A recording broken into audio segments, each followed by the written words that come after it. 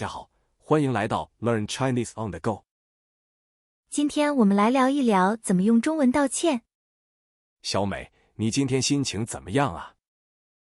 大明，我挺好的。你呢？我也不错。咱们今天聊什么呢？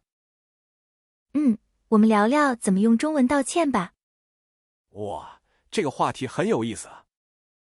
是啊，很多人都不知道怎么说。对，最常见的就是对不起了。对不起是不是最正式的呢？可以说是比较正式的一种道歉。那不好意思又是什么情况用呢？不好意思更日常，更随意一点。哦，就是小事才用不好意思。对，比如打扰别人或者迟到了。原来是这样，有区别的啊。如果你踩到别人的脚，可以说不好意思，我踩到你了。这样吗？对，就是这种感觉。小错误用它。那对不起呢？什么时候用它？如果你犯了比较大的错误，伤害了别人。哦，比如你弄坏了别人的东西。是的，或者你说了不该说的话。这时候就得说对不起了，对吧？没错，要更郑重一些。这个很重要，不能说错。除了这两个，还有别的说法吗？当然有啊，比如我错了。啊哈，这个很直接，很有诚意。是的，表示自己承认错误。还有真是抱歉这种说法呢。抱歉是不是比对不起轻一点？有时候是的，但也可以很正式哦。哦，它更灵活一些，是吗？对，可以说非常抱歉，很郑重。学习了，这个词很实用啊。道歉的时候加点原因会更好。为什么呢？让对方理解吗？是的，会显得你更真诚一些。比如对不起，我来晚了，因为堵车。没错，这样对方就更容易接受了。那别人道歉了，我们怎么回答？最简单的就是没关系或者没事。表示原谅对方了。对啊，或者说不客气，在一些情况。哦，比如不小心碰到，没大碍。所以道歉也要看具体情况使用。是的，中文道歉有很多种方法，掌握这些就能更好的表达了。下次我们再聊别的有趣话题吧。对了，我还想问你一个问题。哦，好啊，你问吧，什么问题？除了对不起，还有别的说法吗？当然有，比如不好意思。哦，不好意思，这个怎么用？比如不小心碰到别人，就可以说。明白了，比对不起轻一点是吗？对，比较常用在小事情上。还有别的更正式的词吗？比如抱歉，这个就比较正式。抱歉，是书面语多一点吗？口语也可以，但更显严肃。哦，那我懂了，更认真。还有打扰了，表示歉意。这个是打扰到别人时用吗？是的，比如问路或者麻烦别人。哇，中文道歉词语真多啊。是啊，要根据情况来选择。那如果犯了很大的错误呢？那就要用非常抱歉或者万分抱歉。听起来就很严重，很有分量。是的，表示你非常后悔和歉意。还需要加上具体原因吗？最好是让对方感受到你的真诚。真诚确实是最重要的。对啊，光说不练可不行。你的意思是还要有行动吗？是的，如果可以弥补，就去弥补。这就不是简单的说对不起了。对，行动有时比语言更有力量。那么，道歉是不是越快越好呢？通常是这样，及时道歉很重要。拖延会让对方更生气吧？是的，会让人觉得你不重视。那道歉后对方不接受怎么办？可以再次真诚表达，给对方时间。不能强求对方立刻原谅。对，理解对方的情绪也很重要。还有，道歉的语气也很关键吧？当然，要显得谦虚和内疚，不能一副无所谓的样子。那样就不是道歉，是挑衅了。哈哈，没错，态度决定一切。对啊，用心去道歉才能被接受。那在不同场合，语气也要变吗？是的，对长辈要更恭敬一些。对朋友就可以轻松一点是吗？对，但真诚还是不能少。好的，我感觉学到了很多。很高兴能帮到你，大明。我还有很多关于中文的疑问呢。没问题啊，我很乐意帮助你。太好了，那我们继续聊道歉吧。好啊，你想知道什么呢？比如说，对不起和抱歉有什么不同？这两个词都可以用来道歉哦。是吗？我以为它们不一样呢。对不起更常用，语气也更强烈。哦，就是更正式一些的感觉吗？可以这么理解，表达的歉意更深。那抱歉呢？什么时候用比较好？抱歉更书面化，也更礼貌一点。哦，像是工作场合就会用抱歉。对，或者在比较正式的场合使用。我明白了，原来有这种区别啊。还有，不好意思，你也经常听到吧？这个词我用的更多呢。它通常用于小事，比如打扰到别人。比如借过一下，或者碰了一下别人。完全正确，它表达的是一点歉意。感觉这个词特别实用，很常用啊。是的，它比对不起要轻一些。谢谢你，小美，现在清楚多了。不客气。还有什么想问的吗？哦，对了，如果对方接受了道歉，我该怎么回应？通常可以说没关系，或者别客气。意思是事情过去了，不用再放在心上。对，就是让对方放下心来，别再自责。很有道理，这也很重要啊。如果是朋友，可以轻松地说没事儿。哦，这个更随意一点，我喜欢。对啊，不同的关系用不同的表达。那如果对方不接受道歉呢？那就不要强求，给对方一些时间。还要再说些什么吗？还是保持沉默？可以说我知道你很难过，我很抱歉。表达理解和持续的歉意。没错，让对方感受到你的真诚。那道歉的时候有没有一些禁忌呢？禁忌？你是说哪些事情不能做吗？对，比如不能找借口，是吗？当然，找借口会让道歉显得不真诚。我明白了，那样就适得其反了。还有，不要在道歉后立刻要求回报。要求回报，那是什么意思呢？比如，道歉完就说那你可以原谅我了。哦，我懂了，不能这么快啊。对，那样会显得目的性很强，不单纯。真是细节决定成败啊，道歉也是。是啊，中文道歉的学问可不少呢。是啊，中文道歉的学问可不少呢。哈哈，是学问，但也不是那么难啦。那除了对不起，还有别的说法吗？当然有啊，比如抱歉就比较正式。哦，抱歉，感觉更书面一些。对，也可以说不好意思，这个很常用。不好意思，我平时经常用这个。它是轻微歉意或者打扰别人的时候用。哦，比如不小心碰到别人就可以说。没错，或者想问路，先说不好意思。明白了，就是那种小事上的抱歉。是的，很生活化，很自然的一种表达。那如果事情比较严重，怎么办呢？严重的话，对不起就比较合适了。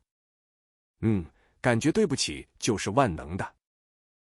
差不多吧，但要加上真诚的态度哦。态度，这很重要，光说不行。对了，还有一种表达叫“我错了”。我错了，这个感觉更直接啊。是啊，直接承认错误，态度更诚恳。这个就适合对亲近的人说，是吗？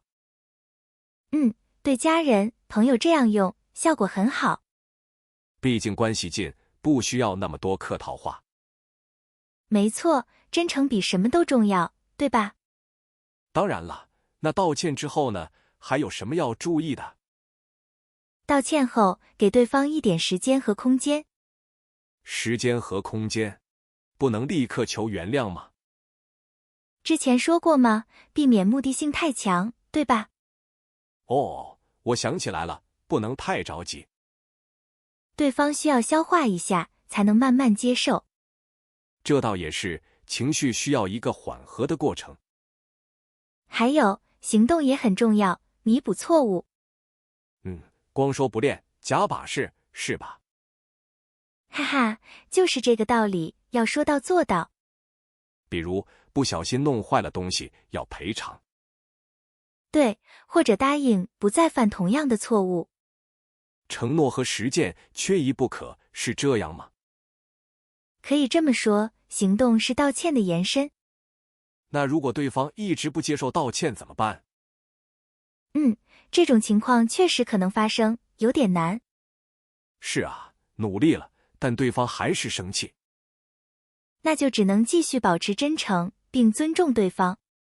尊重对方的感受，不能强求，对吗？没错，给他时间，也给自己时间反思。反思，这也很重要，避免下次再犯。对，从错误中学习，然后成长起来。感觉道歉真是门大学问啊，方方面面。是啊，人际关系中的智慧都在这里。听你这么一说，我感觉学到了很多。哈哈，别客气，我也是在分享经验嘛。我觉得这些经验都特别实用啊。那就好，能帮到你就行。对了，中文道歉是不是也有很多种说法？当然有啦，要看具体情况。比如呢？最简单的怎么说？最简单的就是对不起。对不起，这个我知道，很常用。是的，这个很直接，也很万能。那不好意思呢？是不是也算道歉？它更偏向于表示歉意或打扰。哦，就是没那么严重的时候用。对，比如不小心碰到别人，或者借过。我明白了，有点轻微的抱歉。没错，语境很重要，要分清楚。那如果犯了比较大的错误呢？那就不能只说对不起了。还需要加上什么才显得真诚？可以说我向你道歉，或者我很抱歉。我向你道歉，这个听起来更正式。是的，表达了你主动承认错误的态度。还有我很抱歉也很有诚意。没错，可以表达你内心的愧疚感。那有时候我们会说都是我的错。这个也行，但要看事情的严重性。如果不是全部的错，这样说就不太好。是的，要避免过度承诺或揽责。要实事求是，别把责任都往身上扛。对，真诚不是盲目承担所有错误。这也有道理，要恰到好处。还有一点，道歉时语气也很关键。语气是要听起来很愧疚吗？要真诚，不带敷衍，声音要平和。不能太大声，也不能太小声，让人听不清。没错，眼神也要避免飘忽不定。眼神，要看着对方的眼睛吗？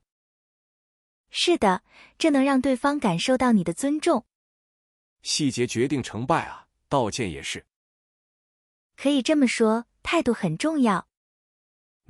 那如果对方是长辈或者领导呢？那说话就要更客气，更尊敬一些。比如用请您原谅这样的词语吗？对，或者说非常抱歉，给您添麻烦了。给您添麻烦了，这个很实用。是的，表达了对对方时间和精力的尊重。不同对象道歉的用词还真不一样。没错，这体现了情商和沟通能力。看来学好道歉真是一项基本功。是啊，有助于维护良好的人际关系。哦，对了，如果是在微信上道歉呢？微信道歉也需要真诚，文字要清晰。不能发表情包或者太简单的对不起。最好不要，要认真写明原因和感受。哦，就是说要解释清楚犯了什么错。对，还要表达自己的歉意。比如说我真的很抱歉这样。是的，真诚很重要，要让人感受到。哦，那如果我道歉后，对方不接受呢？那可能需要更多的时间和耐心。我是不是要继续道歉呢？不用一直重复，但要展现诚意。比如，可以做些什么来弥补吗？对，行动有时比语言更有力。哦，那要看情况定具体行动。是的，比如请客吃饭或者帮忙。这个方法好像更实用啊。当然，关键是让对方看到你的心意。对了，如果道歉的时候我很紧张呢？深呼吸，保持冷静，真诚表达。眼神交流是不是也很重要？是的，眼神能传递你的诚恳。哦，原来肢体语言也有讲究。没错，不要回避，要勇敢面对。那道歉的时机也很关键吧？当然，最好是事情发生后尽快。不要拖太久，免得误会加深。对，及时止损，避免事态扩大。我明白了。那如果我没错呢？即使你没错，也可以表达遗憾。比如很遗憾发生了这样的事。对，或者我很抱歉让你不舒服。哦，这是一种更高级的道歉方式。是的，体现了同理心和修养。看来道歉不总是承认错误啊。没错，有时是为了维护关系。哦，说到维护关系，我突然想到。你突然想到什么了呢？如果是夫妻之间吵架道歉呢？那要更注重情感的表达。比如多说我爱你吗？不止，还要听对方的心声。哦，倾听也很重要，对吧？对，理解对方的感受，再道歉。这个跟朋友之间可能不同。是的，亲密关系有其特殊性。那除了言语和行动，还有别的吗？还有改变，避免再犯同样的错误。这才是最重要的，对不对？没错，道歉最终目的是为了改进。光说不做可不行啊。当然，要让对方看到你的努力。哦，那这次学习收获真大。是啊，道歉也是一门学问呢。确实是啊，学问可真不少。不仅仅是说对不起那么简单。那还有哪些课程需要学习呢？比如，道歉的时机就很重要。哦，为什么时机很重要啊？太晚了，可能就没用了，对吧？是啊，心里的气都消了。对，太早又显得不够真诚呢。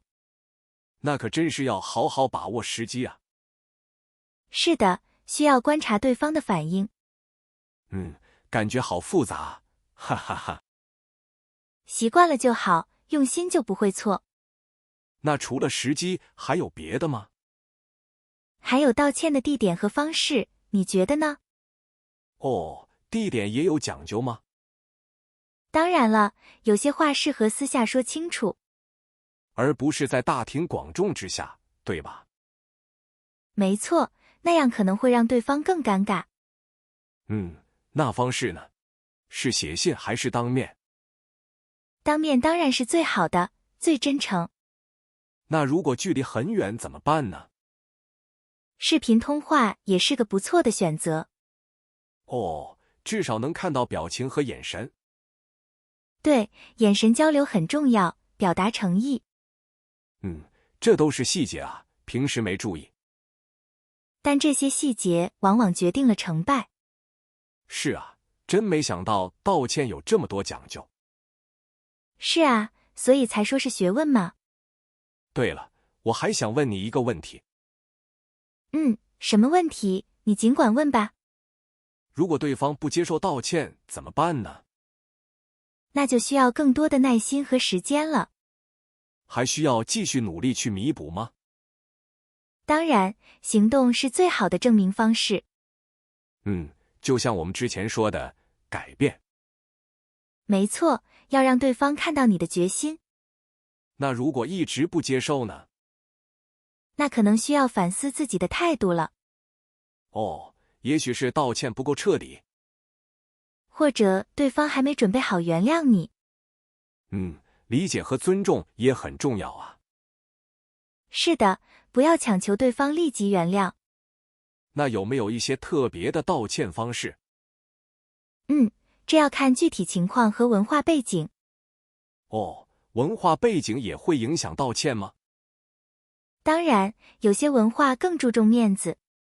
面子，那又是什么意思呢？就是个人尊严和社会地位的感觉。那道歉的时候也要考虑这个吗？对，尤其是在中国文化里特别重要。原来面子这么重要啊。是的，道歉时要避免让对方没面子。避免没面子，就是说要委婉一点。有时候直接承认错误会让人尴尬。那要怎么说才比较好呢？给个例子。比如，你可以说是我的疏忽了，抱歉。疏忽听起来比错误要好一些。对，这样对方也更容易接受你的歉意。所以要给对方留一点台阶下，是吗？没错，这在中国人际交往中很重要。明白了，道歉也是一门学问啊。是啊，还要注意道歉的时机和场合呢。时机也很重要，不能随便说嘛。在公共场合，有时不适合直接道歉。为什么呢？不是应该越快越好吗？在人多的时候，可能会让对方更难堪。又是为了面子着想，对吧？完全正确。最好是私下里真诚的沟通。那如果事情比较严重，该怎么办呢？除了言语，行动上的弥补也很关键。行动弥补，比如做些什么事吗？比如帮对方解决问题，或者送小礼物。用实际行动来表达歉意和诚意。是的，有时行动比千言万语更有力。这真是又学到了一招啊，小美。哈哈，学以致用才是最重要的吗？看来道歉真的不是简单说声对不起。没错，它需要用心和技巧去处理。要考虑对方的感受和文化习惯。尤其是中国文化中的面子概念。我以前真的没想过这些。没关系，现在知道也不晚啊。听了你说的，我觉得受益匪浅呢。很高兴能帮到你，大明。以后我会更加注意道歉的方式。对，真诚最重要，但方法也别忽视。谢谢你今天的分享，小美。不客气，能帮助大家就是我的荣幸。今天的这个话题真的很有意思。是啊，希望大家都能好好道歉和被原谅。没错，道歉是一门艺术，也是一门学问。希望听众朋友们今天都学到了一些。下次遇到需要道歉的情况，就知道怎么办了。无论如何，真诚和尊重是永恒的法则。说得太好了，小美，非常感谢你。感谢大明和我们一起探讨这个话题。也要感谢所有收听我们节目的朋友们。今天的节目就到这里了，我们下期再见。好的，听众朋友们，下期节目不见不散。祝大家生活愉快，再见。